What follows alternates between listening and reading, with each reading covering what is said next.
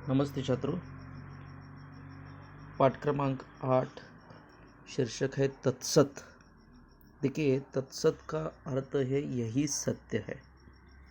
पहले हम कवि का परिचय सुनते हैं। जैनेन्द्र कुमार जी का जन्म 2 जनवरी 1905 को उत्तर प्रदेश के अलीगढ़ में हुआ है। इनकी प्रारंभिक शिक्षा वृषभ ब्रह्मचार्य आश्रम हस्तिनापुर में हुई है।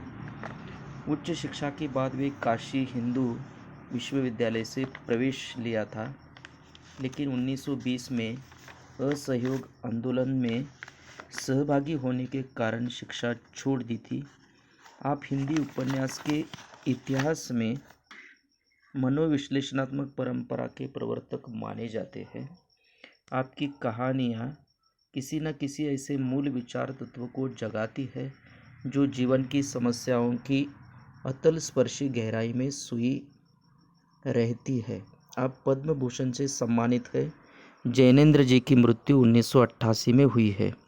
इनकी प्रमुख कृतियाँ इस प्रकार हैं: त्यागपत्र, कल्याणी उपन्यास, पाजीब, वातायन, नीलम देश की राजकन्या कहानी संग्रह, पाप और प्रकाश नाटक, मेरे भटकाव, ये और वे संस्मरण, साहित्य और संस्कृति आलोचना आदि।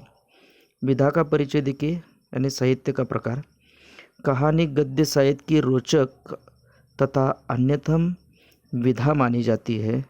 मानवीय संवेदना की अभिव्यक्ति तथा जीवन के यथार्थ का प्रस्तुतिकरण कहानी में होता है।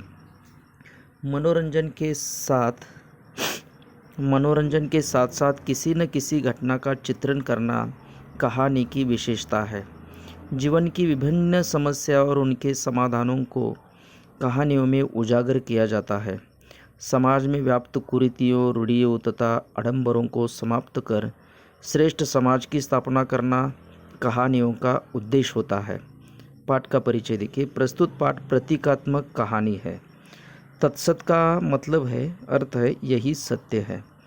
सृष्टि निर्माता के प्रतीक वन में मौजूद जीव जंतु तथा वनस्पति भी विशिष्ट प्रवृत्तियों के द्योतक है। बुद्धि, शक्ति तथा ज्ञान के अहंकार में चूर मनुष्य स्वयं को सबसे श्रेष्ठ समझता है। प्रस्तुत कहानी के माध्यम से लेखक बताना चाहते हैं कि प्रकृति द्वारा निर्मित पेड़ पौधे, पशु पक्षी, इंसान अपनी अपनी जगह महत्वपूर्ण है। सभी का अस्तित्व इस सृष्टि के लिए अर्थपूर्ण है, पर अंत में सभी को उस सर्वशक्तिमान के अस्तित्व को स्वीकार करना ही पड़ता है। यही सृष्टि का अंतिम सत्य है। इसलिए शीर्षक है तत्सत, यानी यही सत्य है। देखिए, प्रस्तुत पाठ एक प्रतीकात्मक कहानी है। लेखक बता रहे हैं कि प्रकृति द्वारा निर्मित पेड़ पौधे, जीव जंतु, नदी नाले, मनुष्य सभी अपने अपने स्थान पर महत्वपूर्ण है।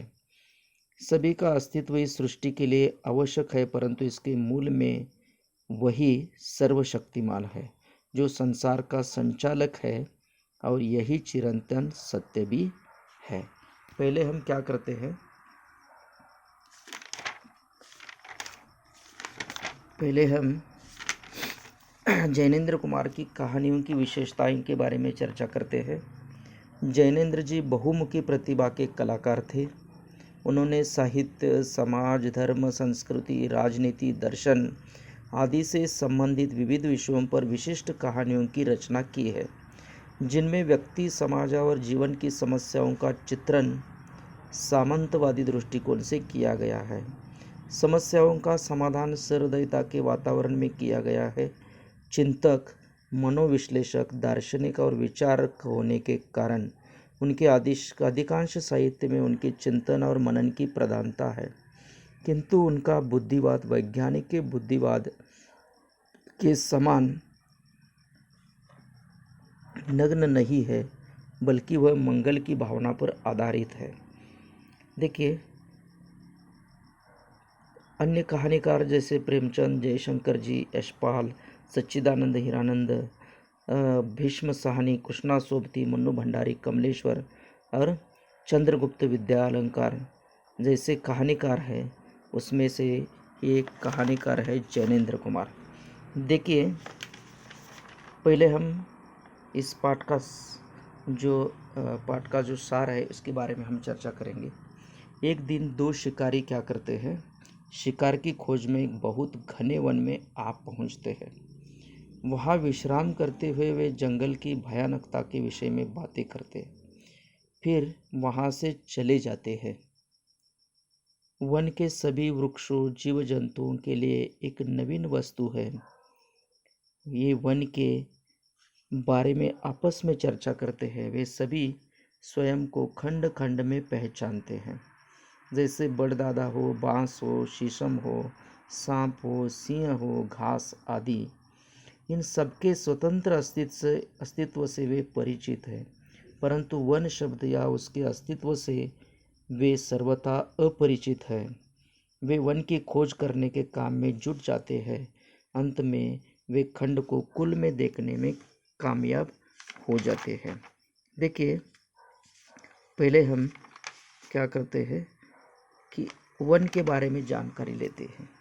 देखिए, अभयारण्य का अर्थ है अभय अधिक अरण्य, अर्थात वह अरण्य का वन कहलाया जाता है जिसमें जानवर क्या करते हैं, अभय होकर घूम सकते हैं। सरकार अथवा किसी अन्य संस्था द्वारा संरक्षित जो वन होते हैं, पशु विहार या पक्षी विहार को अभयारण्य कहते हैं। इनका उद्देश्य जो है पशु पक्षी तथा वन संपदा को संरक्षित करना, उनका विकास करना तथा शिक्षा तथा अनुसंधान के क्षेत्र में इनकी मदद लेना होता है। भारत कई प्रकार के जंगलों, जीवों, पेड़ पौधों और पशु पक्षियों का घर है।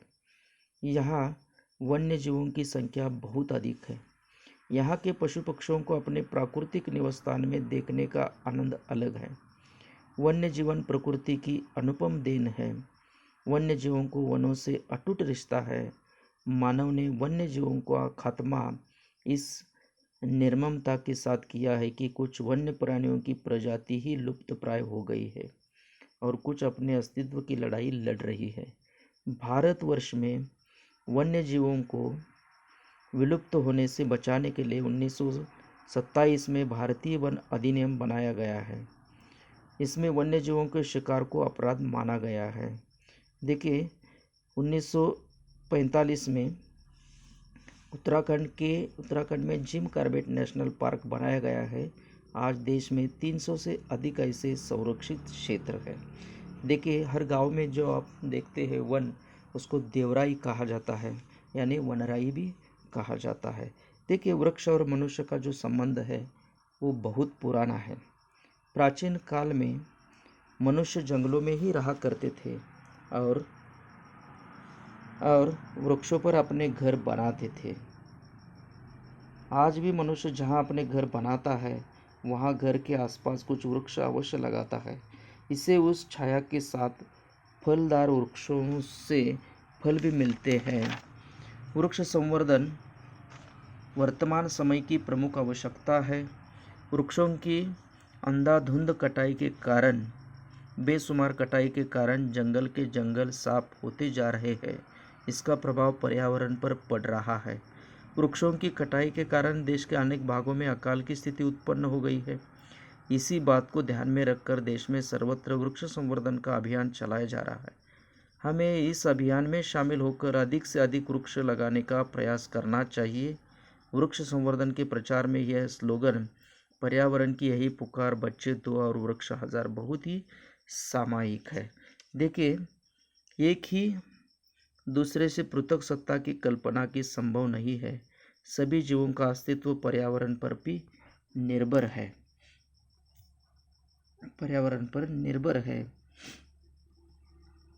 पर्यावरण जीवों का केवल आधार ही नहीं प्रदान करता, वरन उनकी विभिन्न क्रियाओं के संचालन के लिए एक माध्यम का भी काम करता है। प्रकृति मानव की सहचरी है। यह स्वाभाविकता संतुलित पर्यावरण के द्वारा मानव को स्वस्थ जीवन प्रदान करती है। हमारे जो ऋषि मुनि प्रकृति की सुरक्षा और विकास के लिए प्रसिद्ध थे, यज्ञ द्वारा वायु प्रदूषण को समाप्त करके पर्यावरण को शुद्ध बनाकर वैज्ञानिक विधि से विद्ध थे। मानव इतिहास के प्रारंभ से ही अपने पर्यावरण में रुचि रखता आया है।